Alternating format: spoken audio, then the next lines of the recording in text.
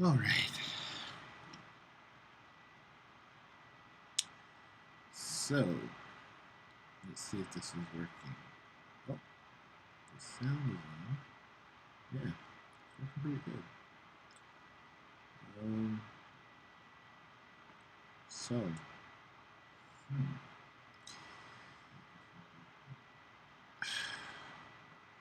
here's what I want to talk about. I've been browsing YouTube, and I've been watching a lot of videos about the Cobra Kai series, which I've been watching the show. I love the show. I love William Zabka as an actor. Let me first start by saying that. I love him as an actor. What I take issue with, though, was the video that was basically used to start Cobra Kai, which was saying that Daniel, the character Daniel, is the real villain of the Karate Kid film. This is really stupid. First of all, I get why people would love Cobra Kai because it's basically the story from Johnny's point of view, and Johnny is painted now more as a character with shades of gray than he is with, just straight black and white, the way characters were written and drafted in the 80s. But to suggest that Daniel is the real bully of the Karate Kid is just preposterous. I kind of want to do a scene breakdown of some things that the video that talks about this conveniently left out for the purposes of being funny. And it is a funny video. You should go check it out. But here's why I want to refute it. First of all, I'm a huge fan of the Karate Kid series. I'm a fan of Cobra Kai, and I just want to talk about my perspective of the film and pinpoint some of the scenes that are referred to talk about Daniel as though he's a villain or the villain of the movie. First of all, he's not the villain of the movie. The first scene that they bring up in the video talking about Daniel LaRusso being the bully is the fact that he sort of intrudes on a conversation between Johnny and Ali about the status of their relationship. The whole conflict between Johnny and Daniel starts with that because from William Zabka's point of view, Daniel moved in on Johnny's girl and took Ali away from him. Here's the problem with that logic. First of all, the real troublemaker in that whole scene, there was a character in the film that maybe some of you forgot, but his name is Freddy. Freddy was the one who initially invited Daniel to the beach party in the first place. So he knew who Ali was. He knew these people because he went to school there. So of course he knew these people. He was a friend of Daniel's early on in the film. He was Daniel's first friend that he met when he was there. He knew these people and never bothered to tell Daniel that Ali had just broken up with Johnny. That's kind of vital information for somebody to stay on code about not going after somebody else's girl. It's kind of pertinent information to know. Because the whole thing starts that way. He didn't know that Ali was Johnny's ex. So Daniel is just walking into a situation not knowing the nature of the beast, trying to be a peaceful voice of reason, and then before he knows it, he's being assaulted and attacked for basically trying to play peacemaker. Now, there is an argument that says that he should have just left well enough alone because you don't get involved in disputes between couples. And that I will concede that maybe he probably would have done better to mind his own business at that point. But, sorry, I got like a tickle in my nose there, trying to keep from sneezing. But you can't say Daniel's heart was in the wrong place. when he did what he did. When he did what he did, you can't say that. Then the next scene that they bring up after the first fight. Oh, that was the other thing. Let me go back to that other scene real quick. So the other thing is they say, well, Daniel sucker punches Johnny. They're in a fight. I don't know where we got this notion that there are fair rules in street fighting. And this fight is taking place on a beach. There's no referee. It's not a karate tournament. There are no rules. And in fact, I would argue that Johnny is the antagonizer because he walks up to Daniel after he's kicked him basically when he's down and says, "What about you, hero? Had enough?" That's an antagonizing statement. Johnny could have easily just walked away and left Daniel there. He'd had enough. He'd learned his lesson at that point. He could have walked away from the whole situation and been done with it. But no, he's the one that walked up to Daniel and antagonized him and said, "What about you, hero? Had enough?" Those are fighting words. So yeah, of course Daniel got up and sucker punched him. Any one of us would. Because you're going to save face. You're not going to get your butt whooped in front of people like that and at least try not to put up a fight and save face. So yeah, clearly Johnny is the bully in that instance. Because he provoked an incident that could have been avoided. He butted in on people who were basically minding their business at the time. Okay. The second scene is at the soccer field. Now, he says, the guy in the video says that Daniel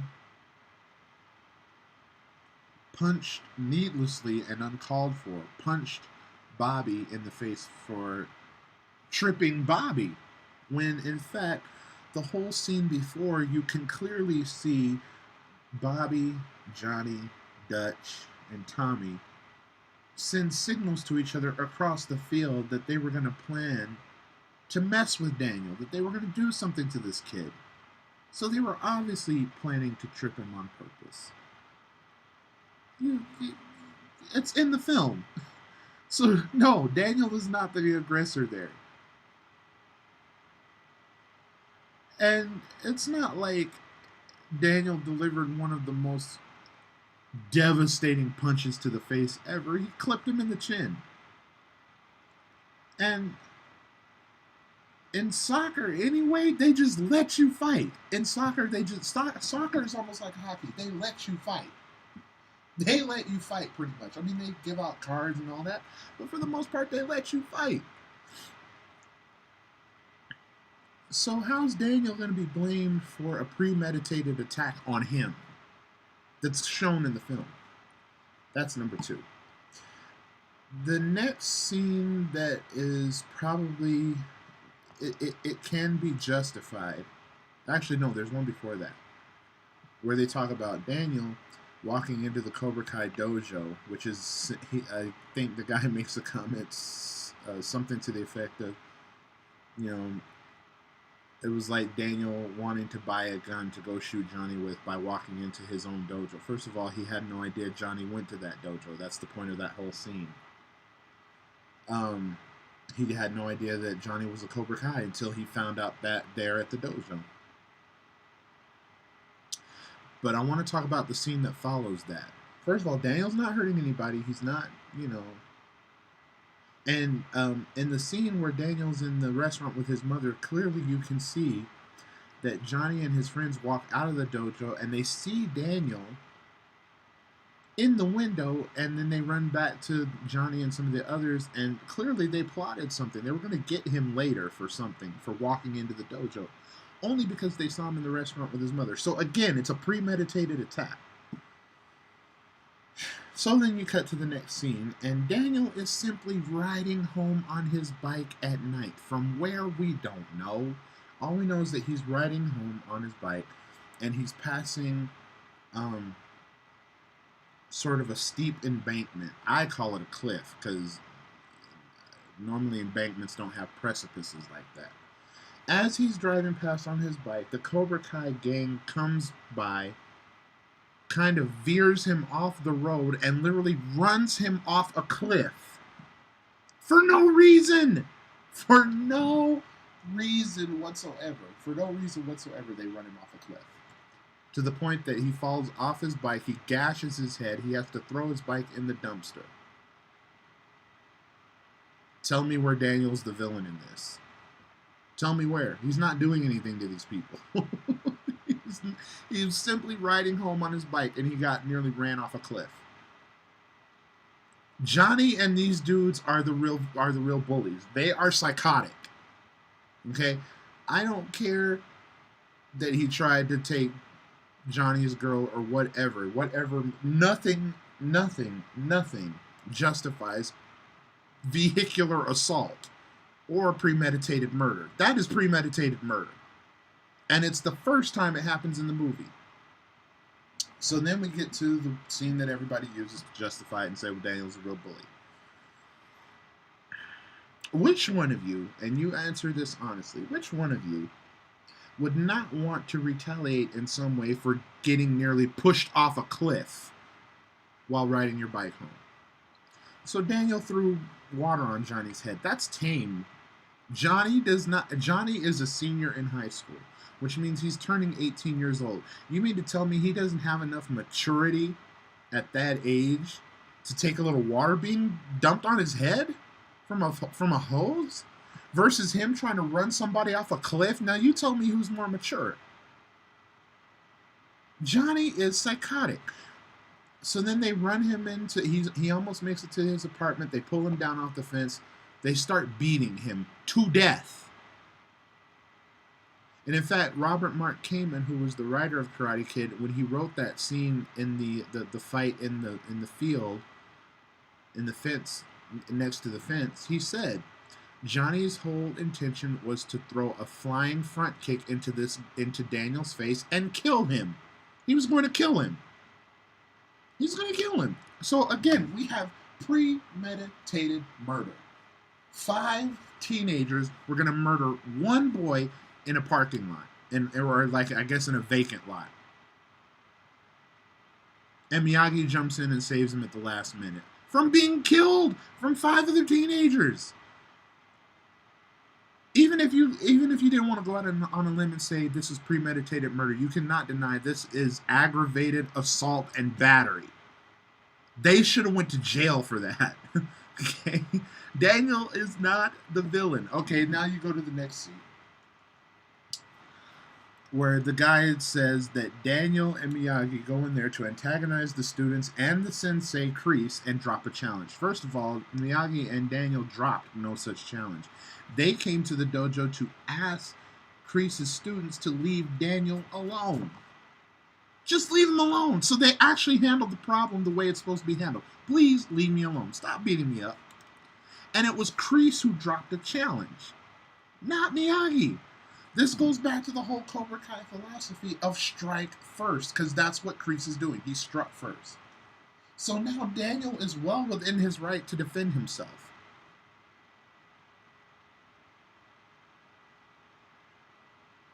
Who's the real villain? So I think the real discrepancy here is between who's the real bully and who's the real villain. If you're talking about who the real villain is Kreese. And Miyagi had said this in the prior scene. And in fact, Miyagi summed up the whole point of the movie with response between his character and Kreese's character. No such thing as a bad student, only bad teacher. Teacher say, student do. So Miyagi proved it. Miyagi basically said it in a nutshell. You know, Kreese is the villain. He's the real villain. Because he teaches no mercy and to strike hard and to strike with a vengeance. Miyagi teaches defense. Karate for defense only. Didn't he say that in the first film? Karate for defense only versus strike first, strike hard, no mercy. Who's the real villain? Kreese is the real villain. But in terms of bullies, Johnny is the real bully. I'm sorry. Johnny is the bully of this. He is the bully of this. Because he's putting into practice what he's being taught. So then you go to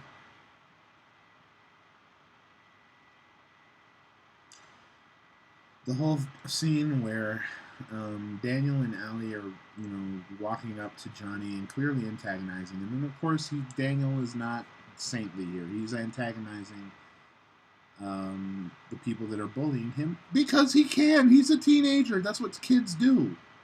And in fact, most of us, when you give us 3 inches, we're going to see if we can take 6. Anybody that has an advantage by human nature will try to push it just a little bit. That's where the phrase "don't push your luck" runs from. Daniel was pushing his luck just a little bit. That's a normal response. It doesn't make him the villain of the movie. It makes him a normal teenage kid. The one questionable scene where Daniel's behavior could be called into question is the scene where he went to go find Ali in the country club and he basically was spying on her.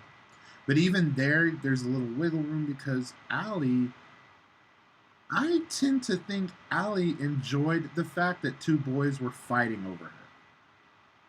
That's just my opinion. Because at no point after the whole thing with Daniel running into the guy and having the spaghetti and stuff all over his shirt and pants and all of that, and why he would wear all white to an event like that is beyond me anyway, but yeah. He runs out. Ali punches Johnny, clips Johnny on the chin, and then just leaves the country club. So you mean to tell me at no point did she ever attempt to go find Daniel and explain what happened? No! She just left. So then there's that whole scene later on in the arcade where she makes Daniel feel like a jerk when really she's the one that led him on to begin with. I don't know where the logic comes from that Daniel is the real villain. Okay, now let's get down to the tournament. The biggest discrepancies in the Karate Kid fall down to what happened in the tournament. Everybody says that, and Johnny in particular in Cobra Kai Season 1 says that Daniel won the tournament by using an illegal kick. This is pure bull, okay? This is pure bull. This is what a sore loser sounds like.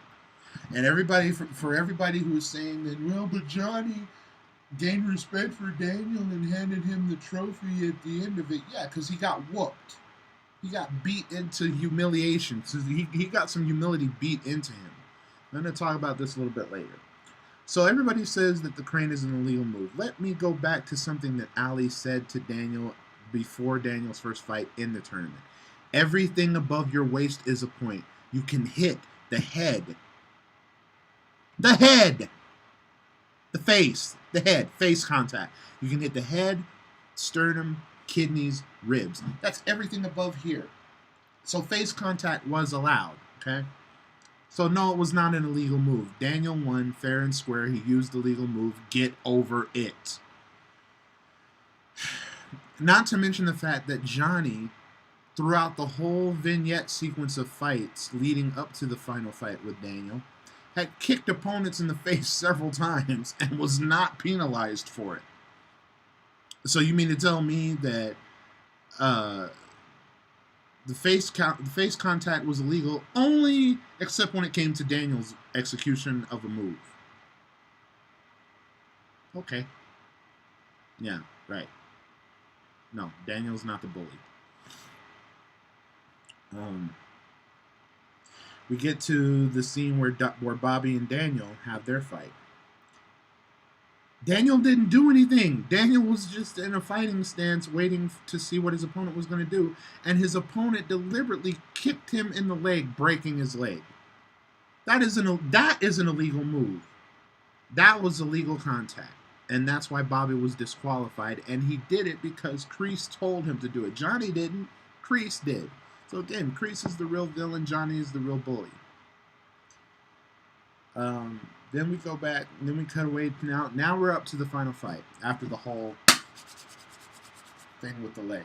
Miyagi, leg, close eye. We're up to that part. Now we're